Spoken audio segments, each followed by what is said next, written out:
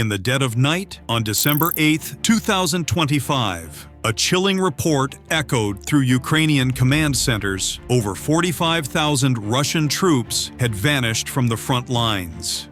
In the past month alone, their armored might shredded by relentless Ukrainian defenses. But near Pokrovsk in Donetsk Oblast, where the war's brutal grind had turned streets into kill zones, Russian forces were gambling big. A massive convoy of T-90 tanks thundered through the fog-shrouded fields backed by BMP-3 infantry carriers and BTR-90 armored personnel carriers, all shrouded in electronic jamming and smokescreens to evade the ever-watchful eyes above. This wasn't just a probe, it was a spearhead assault aimed at cracking Ukrainian lines wide open, capturing key supply hubs and shifting the momentum in Moscow's favor. Commanders in the Kremlin had poured millions into this push, equipping the T-90s with reactive armor thermal sights and anti-drone netting, convinced that sheer firepower would overwhelm the defenders. The convoy snaked through tree lines and ravines, engines growling like beasts in the dark as infantry rode atop the vehicle's rifles at the ready for dismounts. It seemed unstoppable, a classic Russian blitz, the kind that had steamrolled through parts of Donbass in earlier phases of the war. But hold on tight, because what happened next turned this ironclad advance into a flaming graveyard. Ukrainian F-16 Fighting Falcons, freshly integrated into the Air Force's arsenal after months of NATO training, were already airborne on a routine patrol pilots from the 40th Tactical Aviation Brigade. Call signs Viper 1 and Viper 2 soared at 10,000 feet. Their radars piercing the night. These weren't outdated Soviet jets. These were upgraded Block 70 Vipers armed with AGM, 88 HARMs for suppressing air defenses, your JDAM precision bombs, and AN-120 AMRAAMs for any aerial threats. The F-16's AN/APG-83 AESA radars scanned the ground below, picking up the heat signatures of the convoy's engines despite the jamming. Contact bearing 180 multiple heavies moving fast. Viper 1 radioed back to base. The intel flowed in real time from ground spotters and Orion drones, hovering at safe altitudes confirming the threat. 12 T-90s leading the charge, flanked by 15 BMPs. Loaded with Spetsnaz troops and trailing artillery trucks hauling 2 S-19 MST-S howitzers. This convoy was a beast designed to punch through to Pokrovsk's outskirts and establish a bridgehead for follow-on forces. Russian tactics here were straight out of their doctrine. Use the T-90's 125mm smoothbore guns to suppress forward positions, while BMPs disgorged infantry to clear trenches. Smoke generators belched thick clouds, mixing with the winter mist to obscure thermal imaging, and electronic warfare vans jammed Ukrainian comms, trying to blind the defenders.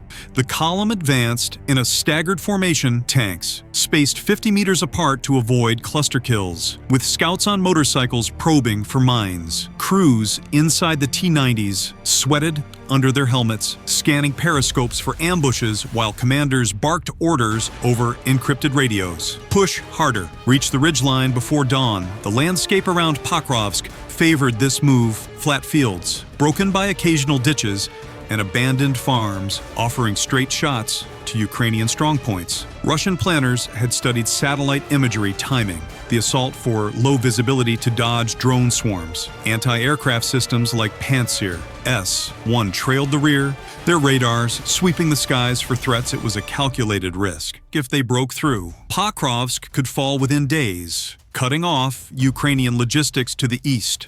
But Ukraine's defenses weren't sleeping deep in a hardened bunker. Near Kramatorsk, operators from the 72nd Mechanized Brigade analyzed the feeds, F-16s in position. Authorized strike came the order. Viper 1 and Viper 2 dove to 5,000 feet, activating their sniper. Advanced targeting pods to lock onto the lead.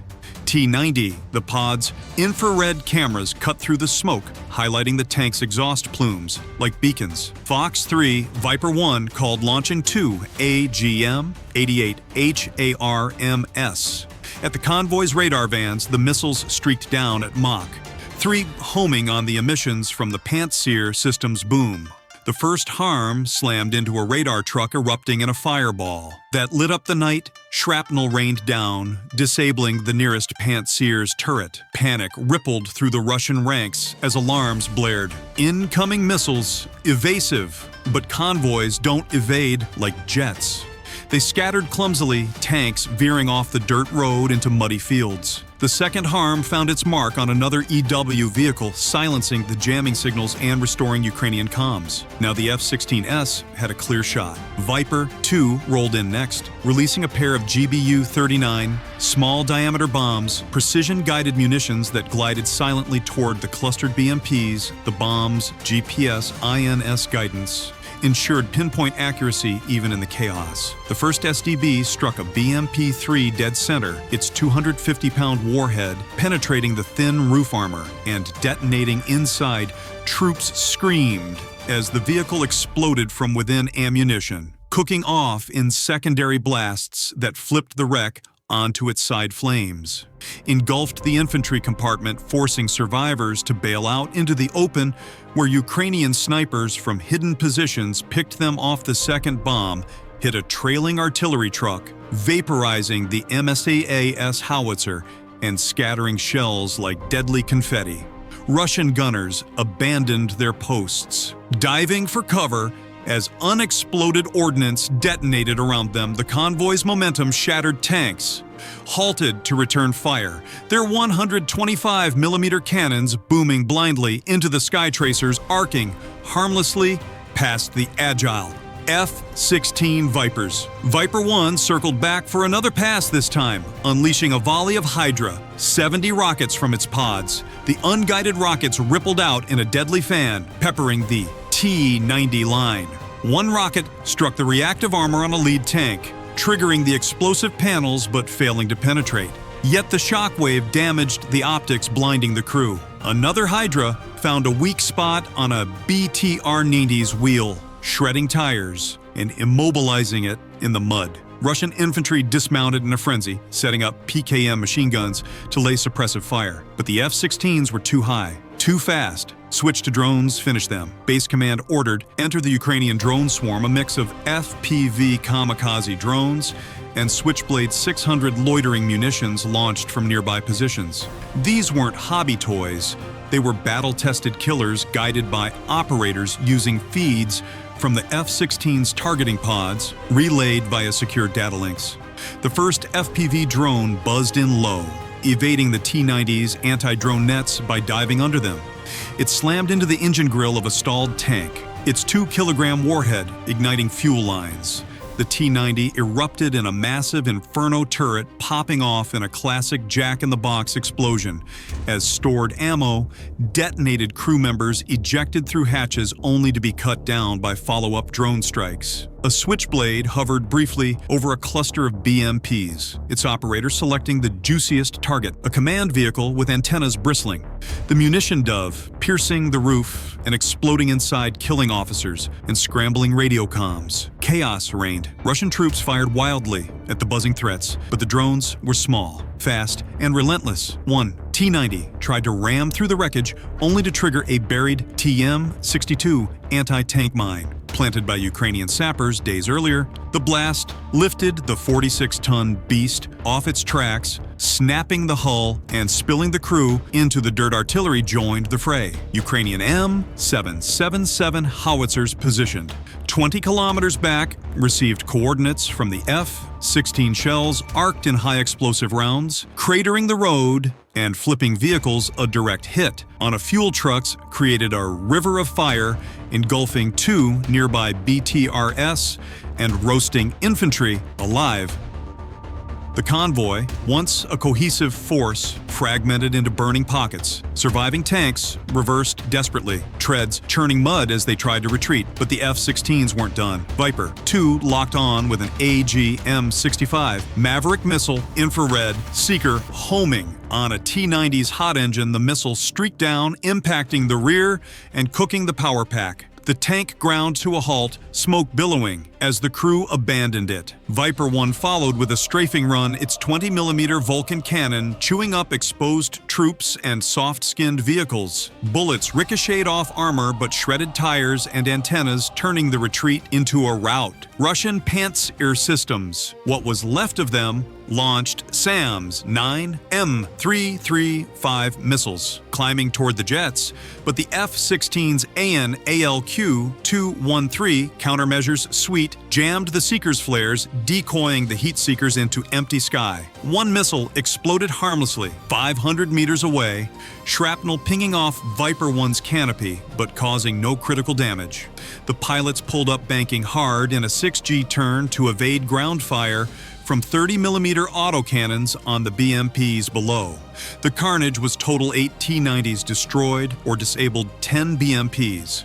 In flames, artillery pieces scattered like toys over 200 Russian troops lay dead or wounded, their screams drowned by crackling fires. The survivors scattered into the fields, pursued by Ukrainian ground forces advancing under the F-16's Overwatch drones picked off stragglers, hiding in ditches, dropping grenades with surgical precision. This wasn't just a skirmish. It was a massacre exposing the vulnerabilities of Russian armored tactics. In 2025, the T-90, once hailed as invincible, proved no match for integrated air-ground ops. F-16S providing real-time intel and strikes drones, exploiting gaps, artillery sealing the deal. Russian doctrine reliant on mass and momentum crumbled against Ukraine's agile tech-driven defense estimates, pegged the losses at over 100 million in hardware alone, not counting the manpower drain as the sun rose over Pokrovsk Ukrainian troops, secured the wreckage salvaging what they could, while engineers mined the approaches for the next inevitable push. The F-16 pilots landed back at base, their jets scarred but intact, hailed as heroes who turned the tide. But the war grinds on what if Russia adapts with better anti-air nets or hypersonic countermeasures. Could this be the end of tank convoys as we know them, replaced by dispersed drone-heavy swarms? Or is it just a blip before Moscow's endless reserves overwhelm the battlefield? Is evolving fast, where a single jet can dismantle a brigade? Ukrainian commanders reviewed the footage, praising the seamless coordination between air assets and ground teams. This strike boosted morale across the front lines, proving that Western tech could level the playing field against numerical superiority. Russian state media downplayed the losses, claiming it was a minor setback, but leaked reports suggested panic in the ranks, with desertions spiking in armored units. Stick around for more frontline breakdowns.